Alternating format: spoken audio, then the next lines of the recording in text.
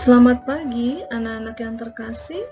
Jumpa kembali dalam pembelajaran jarak jauh siswa-siswi SMP BPK Penabur Jakarta pada mata pelajaran Rekayasa Elektronika kelas 7.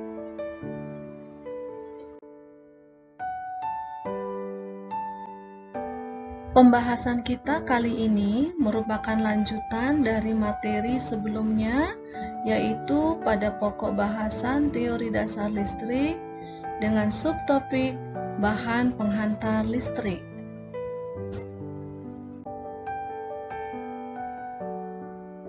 Adapun yang menjadi kompetensi dasar setelah kalian mempelajari bahan penghantar listrik adalah sebagai berikut.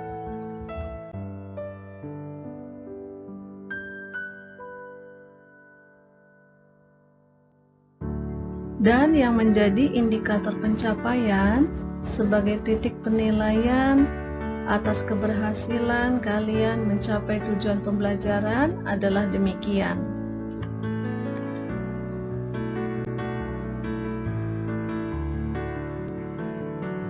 Daya hantar listrik ditentukan oleh jumlah elektron bebas yang terdapat dalam suatu bahan.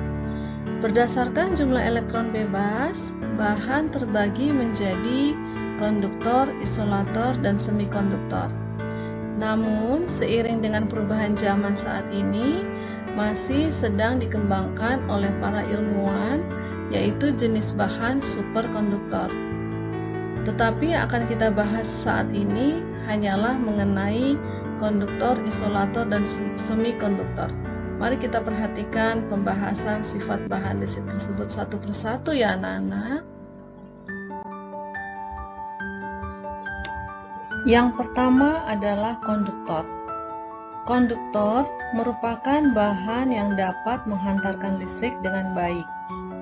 Konduktor dapat menghantarkan arus listrik karena memiliki banyak elektron valensi, yaitu sejumlah elektron pada sebuah atom yang dapat ikut membentuk ikatan kimia dengan atom-atom lainnya.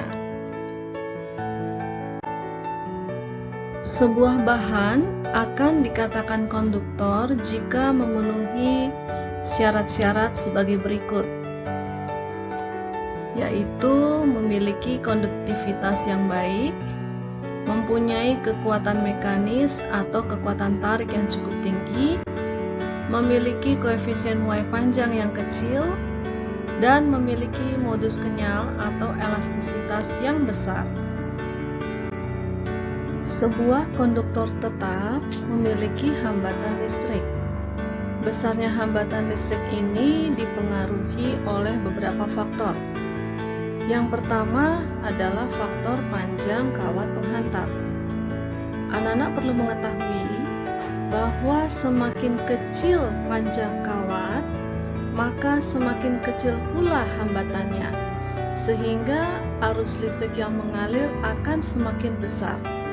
Pada gambar, hal ini ditandai dengan kondisi lampu yang semakin menyala terang.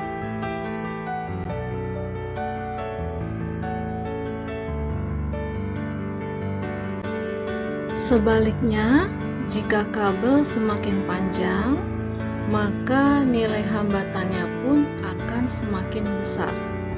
Hal ini menyebabkan lampu menyala akan semakin redup.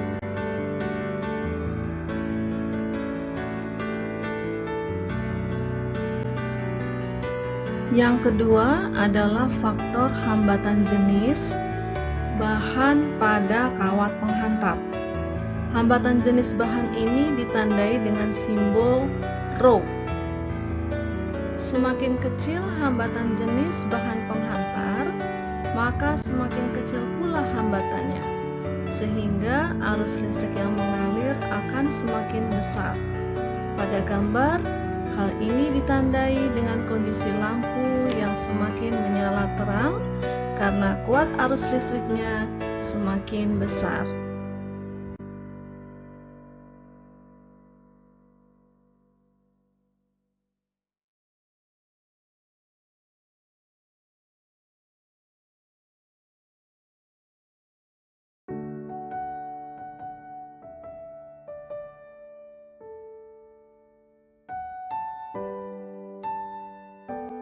Yang ketiga adalah faktor luas penampang pada kawat penghantar. Luas penampang ini ditandai dengan simbol A.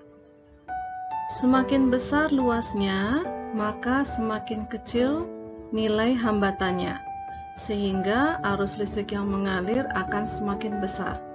Pada gambar, hal ini ditandai dengan kondisi lampu yang semakin menyala terang.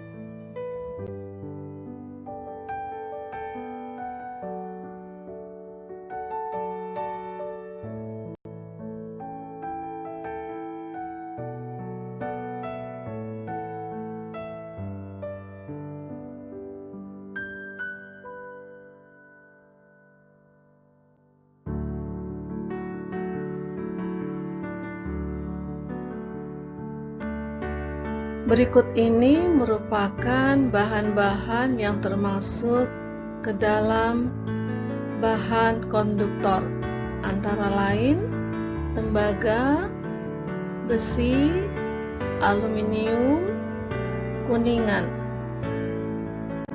Ada pula bahan konduktor lainnya, antara lain emas, baja, raksa, dan perak.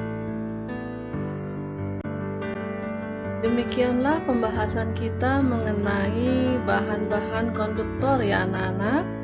Saya berharap setelah kalian memahami tentang sifat-sifat bahan konduktor, kalian lebih berhati-hati ya jika bahan konduktor tersebut mendapatkan sumber arus. Ingat, jangan sampai kena setrum ya. Nah, sekarang kita masuk pada pembahasan bahan yang lain, yaitu isolator. Berikut ini merupakan penjelasan tentang isolator. Anak-anak yang terkasih, isolator adalah bahan yang tidak dapat menghantarkan arus listrik dengan baik.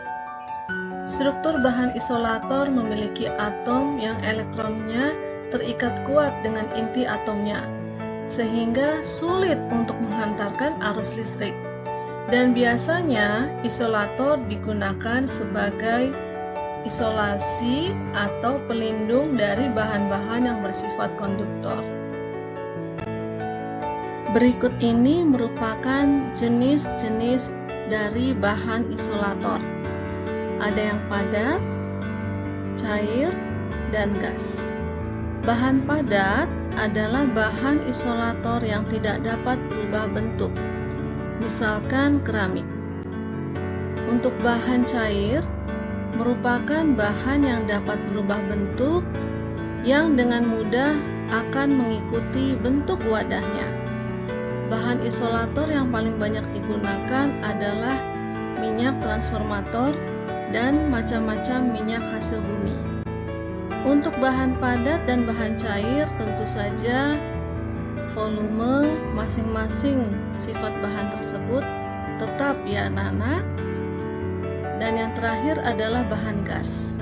Bahan gas adalah bahan yang dapat menyesuaikan bentuk pada wadah dan memenuhi wadah tersebut. Sesuai dengan prinsip gas, maka volumenya pun akan berkurang. Misalkan CO2. Demikian penjelasan tentang isolator. Sekarang kita masuk pada bagian yang terakhir ya anak-anak, yaitu semikonduktor. Semikonduktor merupakan bahan penghantar listrik yang tidak sebaik konduktor, akan tetapi tidak pula seburuk isolator yang sama sekali tidak menghantarkan arus listrik. Pada dasarnya, kemampuan menghantar listrik semikonduktor berada di antara konduktor dan isolator. Akan tetapi, semikonduktor berbeda dengan resistor, karena semikonduktor dapat menghantarkan listrik atau berfungsi sebagai konduktor jika diberikan arus listrik tertentu, suhu tertentu, dan juga tata cara atau syarat tertentu. Contoh bahan yang mengandung semikonduktor adalah germanium dan silikon. Germanium murni ditemukan dalam bentuk yang keras, berkilauan, berwarna putih keabu-abuan, tetapi merupakan metaloid yang rapuh. Germanium stabil di udara dan air pada keadaan yang normal dan sukar bereaksi dengan alkali dan asam kecuali dengan asam nitrat. Silikon adalah unsur kimia terbanyak kedua setelah oksigen yang berada di dalam kerak bumi, yaitu sekitar 25,7%. Terdapat di alam dalam bentuk tanah liat, granit, kuarsa, dan pasir, kebanyakan dalam bentuk silikon dioksida atau silika dan dalam bentuk silikat. Silikon merupakan polimer anorganik yang bervariasi dari cairan, gel, karet, hingga sejenis plastik keras. Beberapa karakteristik khusus silikon: tidak berbau, tidak berwarna, kedap air, serta tidak rusak akibat bahan kimia dan proses oksidasi, tahan dalam suhu tinggi, serta tidak dapat menghantarkan listrik. Anak-anak yang terkasih, selesai sudah pembahasan kita mengenai sifat bahan penghantar listrik. Sesuai dengan kompetensi dasar dan indikator di awal tadi, maka sekarang yuk kita membuat hasil karya, bisa berupa presentasi atau PowerPoint, bisa juga bentuk mading, mengenai benda-benda atau komponen yang mengandung bahan-bahan tadi ya, yang bersifat konduktor, isolator, maupun semikonduktor. Untuk konduktor dan isolator, masing-masing contohnya 5 benda ya anak-anak. Nah, sedangkan untuk semikonduktor 2 benda saja cukup. Demikianlah pembahasan tentang bahan penghantar listrik yang merupakan bagian akhir dari pokok bahasan teori dasar listrik. Ingat juga untuk mengerjakan latihan-latihan soal dari buku teks pelajaran elektronika kita ya anak-anak. Terima kasih atas perhatiannya. Tuhan Yesus memberkati kita semua.